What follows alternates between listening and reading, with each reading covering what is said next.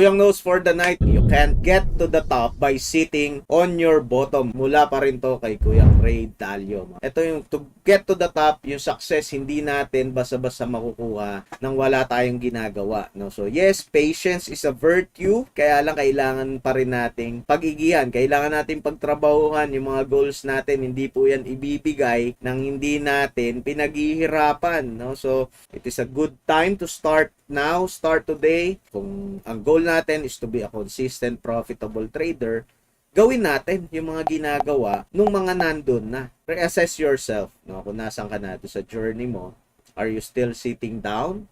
No? Naghihintay ka pa rin ba? Remember mga kuya mga ateng, yung tao na nakikita mo na nandun sa taas ng bundok, hindi po yan nag-helicopter papunta dyan. Pinaghihirapan po bago ka mapunta dun sa peak ng iyong career. Yan ang ating Kuyang Knows for the night. Please follow, share for more.